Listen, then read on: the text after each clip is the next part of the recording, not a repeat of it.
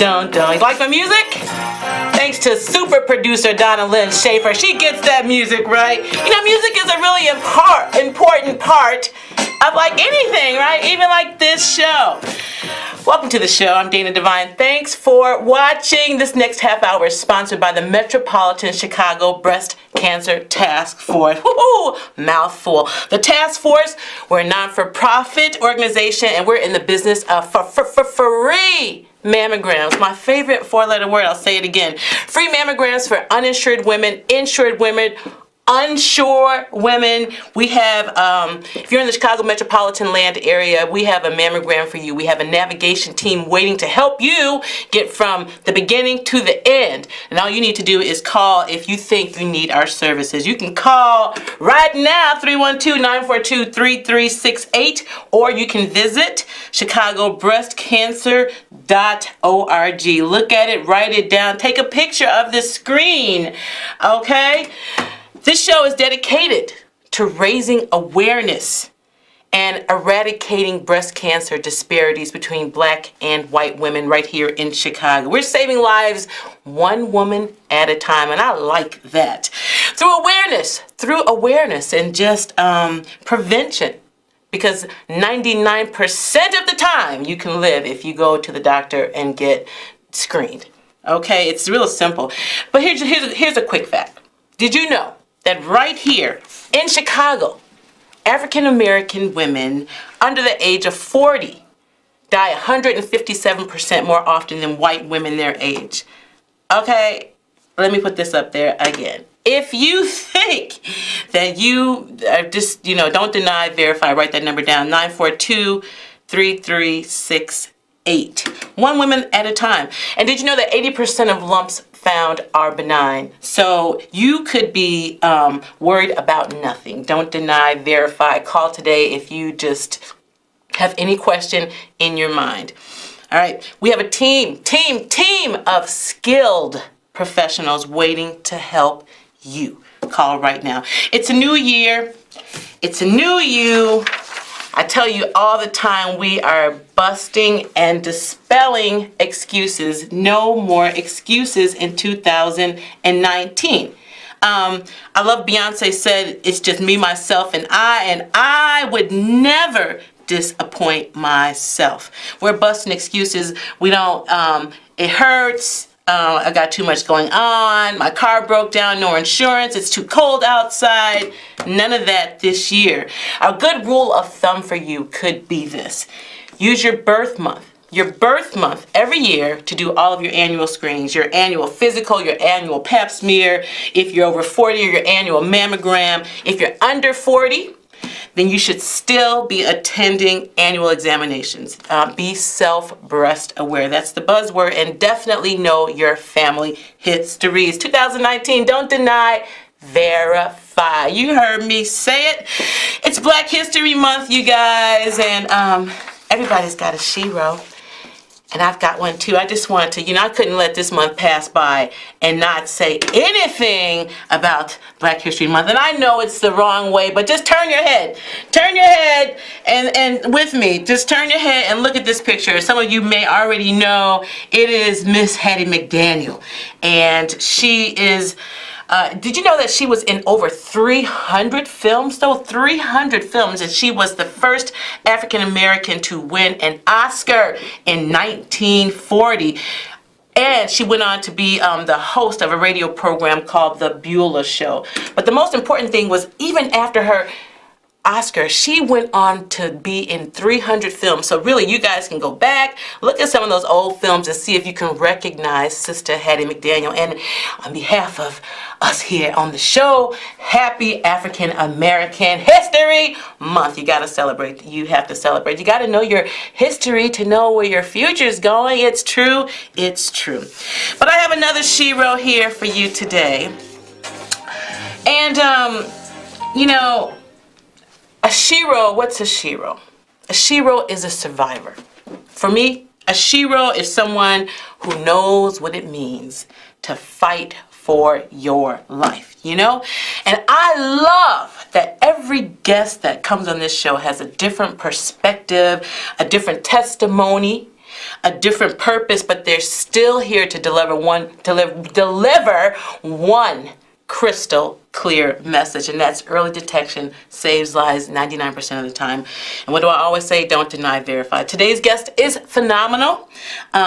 She made lemonade from her lemons, and she's the executive director of Our Pink Hearts, their non-for-profit breast cancer foundation, and their staff aims to create exciting, educational, and healthy outlets. They're navigators that bridge the service gaps and help eliminate disparities in underserved areas, especially in our African American sisters and their families, by they're infusing education with entertainment. It's very interesting, and all survivors. Please, right now, put your hands together. Let me introduce you to Sister Toy Singh. Hey, Sister Toy Singh. Hey, Dana. How you doing? I'm well. Looking fabulous. You too. They say you don't look like what you've been through. Am I right? Ooh, you're right. Right. You know, I will just say right now, Sister Toy was in the green room saying, you know, she wanted to call this morning and say bye-bye, show, bye-bye. But by the grace of God, you are here, and I just want to thank you for keeping on. No, my pleasure. So I know your testimony today is really going to make a difference to somebody. Somebody needs to hear what you're going to have to say. And we're not going to, you know, first of all, let me just tell you, if you would like to call in, you can, 312-738-1060. That's the number to call if you have anything to say. We are a call-in show, and that's what we want to do. We want to hear from you. All right, right now, it's no further ado. Toy Singh. Let's talk. Sure. Breast cancer survivor. Toy, I want you to go back this way. This right way? there, yeah. Okay. Breast cancer survivor, how long you been surviving, Toy? I was diagnosed August 15, 2013. So that's a little, like 5.5 years, right? Oh, Yeah. okay. Mm-hmm. So, not too long ago.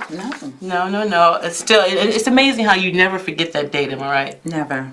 Never. Yeah, I'm just glad to, make it to that 5-year point, just one step at a time. Amen. Yeah. So tell us about your journey.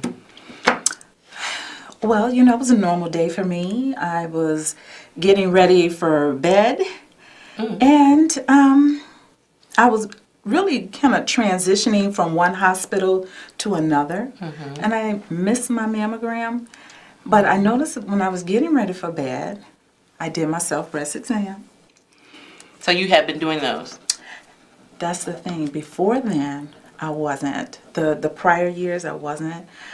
Dana, I was nervous. But I did get mammograms. But the self-breast exam, okay, I didn't. So you have been going annually for your mammogram? Yes. Skipped a year? I didn't skip a whole year, but it had came up, and because I was transitioning to another hospital, I didn't take that schedule. I wanted everything to be at the hospital that I would be attending. So, roughly how many months were you after a year, 12 months? Or were you within a 12-month frame? I was in the 12-month frame. Okay, so you were within a year? Yes, absolutely. You're just switching facilities? Right. Okay. But my doctor, she did, tell me just make sure you get your mammogram, and I said I would. So that night, I was getting ready for bed, and putting on my PJs, and I tend to the tatas. I did my self-breast exam. I said, let me do this exam, especially since I missed, on the mark with my appointment. And that's when I felt a lump.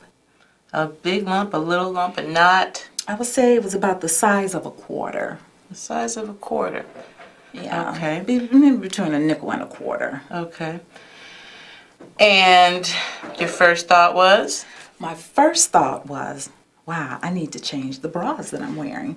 I thought it was the underwire, and I thought that it had caused me to have a callus there. And I said, I'm going to have to stop wearing these underwire bras. It's making me sore. Were you sore? I was a little sore. Yeah, it was a little tender. A little tender in this area. Okay. Yeah. And I noticed when I felt it, it felt a little odd. It had like ridges. It wasn't a smooth lump. So it stayed on my mind. The next day, I called my doctor and I said, I haven't gone yet. I haven't found, my other doctor, so let's just go on and do this mammogram. Let's just go ahead and do it.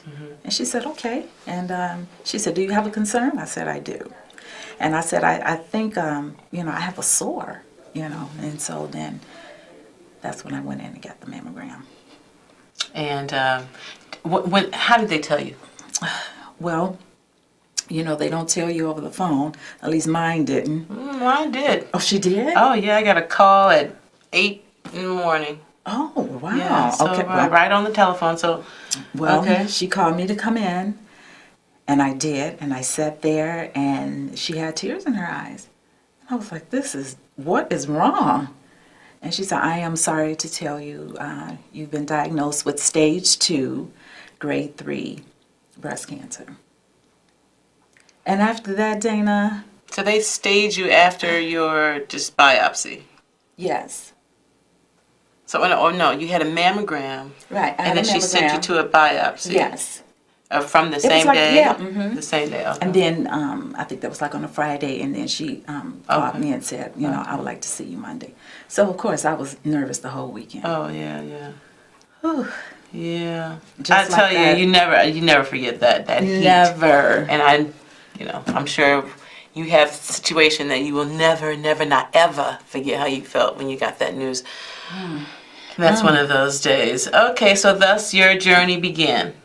Yeah. So what did you opt for your surgery? What was your treatment? It was very encouraging because they told me we caught it early. That's good. Yeah. Very They encouraging. said, you know, it was good that you did your self-breast exam. And you had insurance. Come in right away, and I had insurance. Okay. And that's what I did. Then I went to them and just said, okay, you know, give me the information that I need. Because I was a little bit in denial.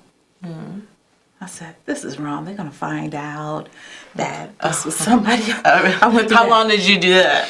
I did that for a good month. I didn't tell anybody. I didn't want anybody to know.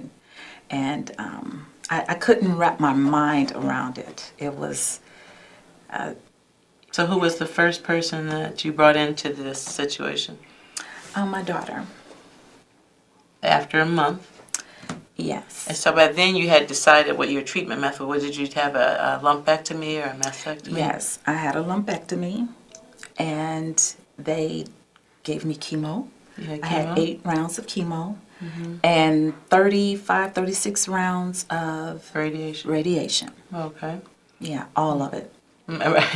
The whole. I didn't skip nothing. And caboodle, right? Yes. Well, that was what your protocol, or were you able? Did you have any elections where you could have not done part of that, or? Well, I guess you know what. In the end, guess what? You don't have to do any of it. True. You don't have to True. do any of it. At the end, what is it? Tamoxifen. Tamoxifen. Yeah. I elected not to take that based on the way that I was feeling and the reports that my doctor got from me. They said, the women that do this, and this, here's the survival rate. But, I did some other things to kind of help myself. And it really just goes to show you how it varies.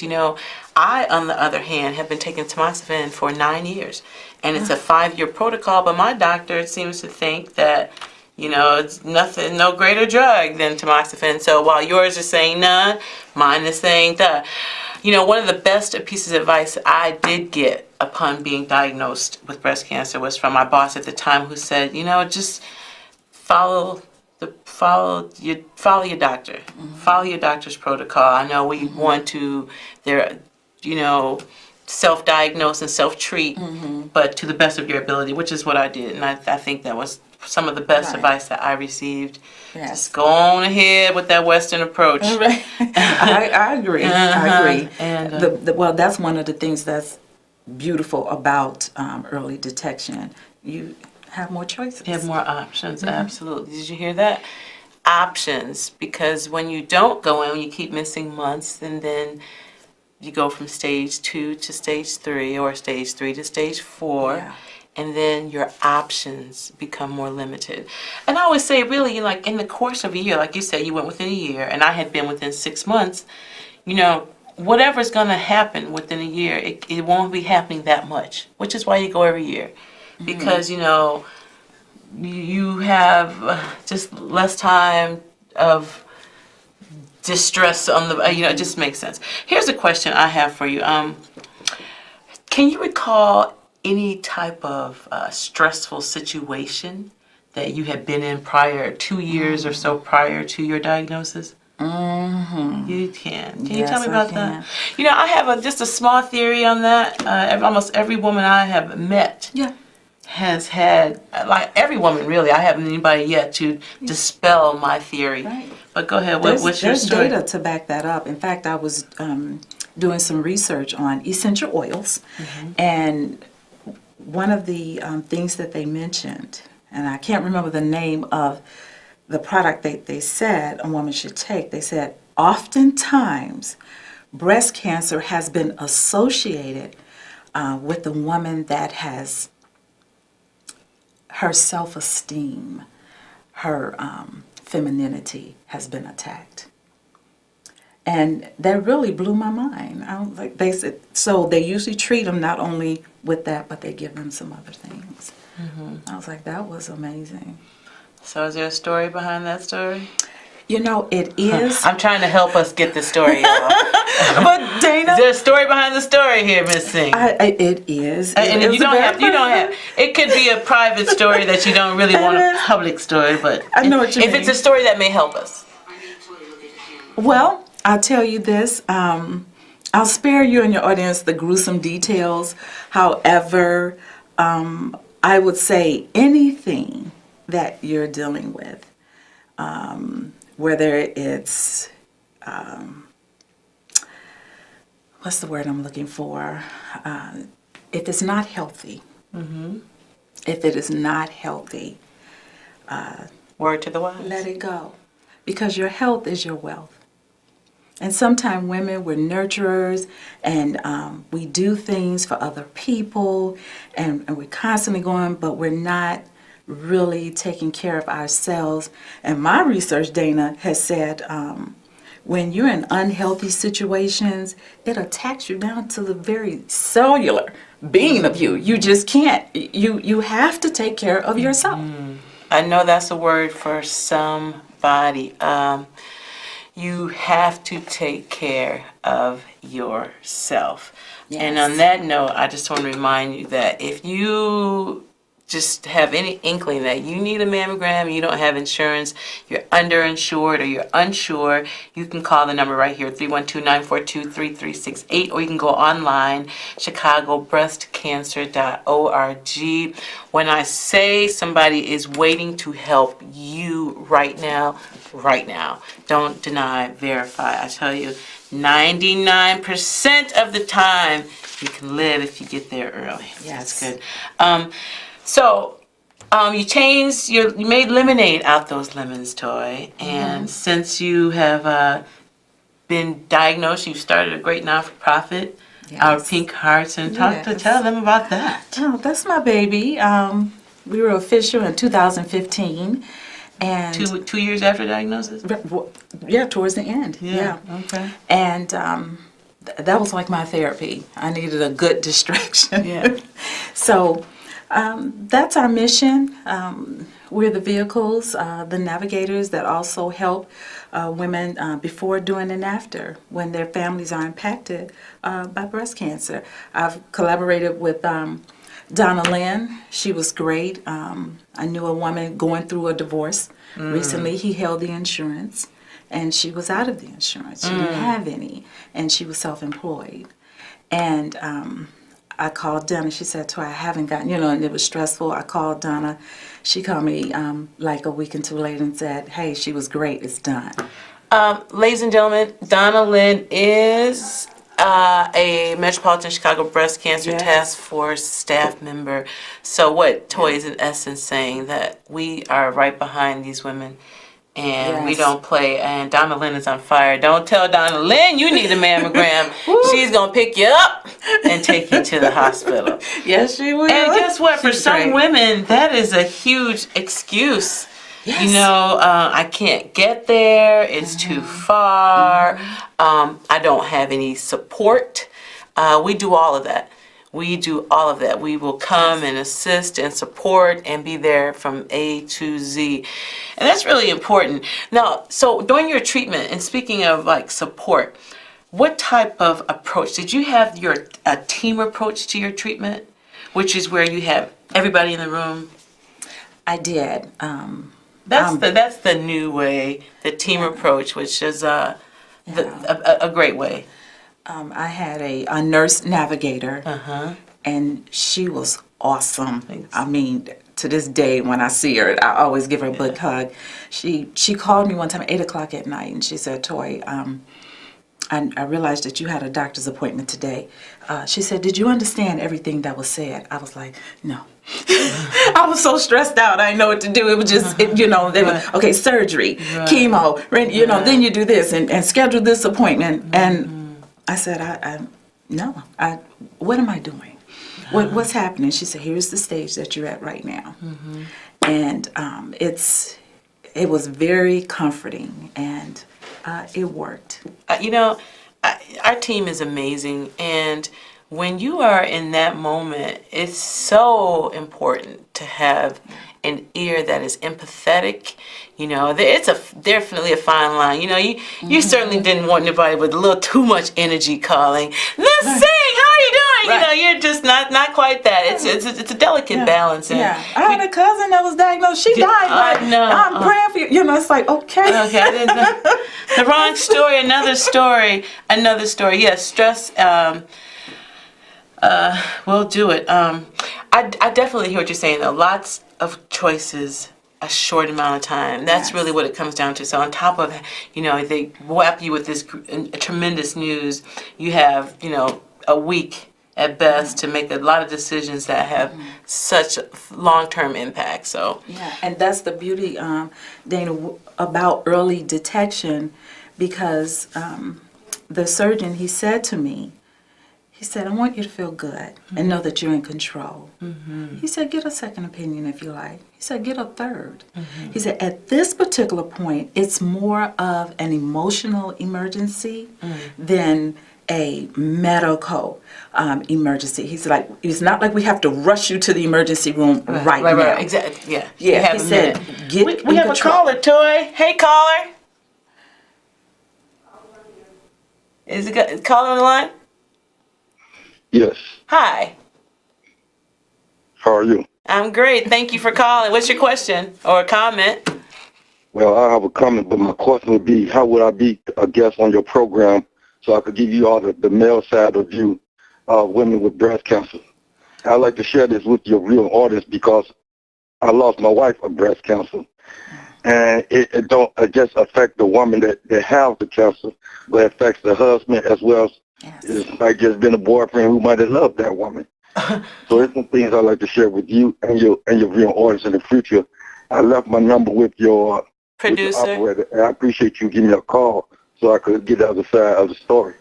Well, you got the right one, baby. We want your side of the story because you're absolutely right. A little smile came on my face when you said there are people who love the ones who die. Well, I hope so. I know a lot of loved ones have gone on, but I appreciate you, and we will get in contact with you because there is your side of the story. And absolutely, breast cancer, and that's why it's so important that we make sure these young girls know that they have got to be self-breast aware because we could potentially lose another whole generation of young women, with children. We have another caller. Hey, caller. Hotline. I can't hear you. Can you hear me? I can hear you now. Go ahead. Hey, how you doing? This is Quan Jackson. Hey, Quan Jackson. Speaking of males with a perspective, how you doing? I'm doing great. Like my comment is, if you have cancer, if you have the symptoms, you gotta really know your body. And it took me a long time to figure my body out and the pain that I was going through to know that I was suffering from male breast cancer. Oh, wow. Quan Jackson, I tell you, I'm convinced your testimony on this show is going to make a difference. Well, just like the last caller, can we get you to commit to coming on this show? Anytime. and telling your story.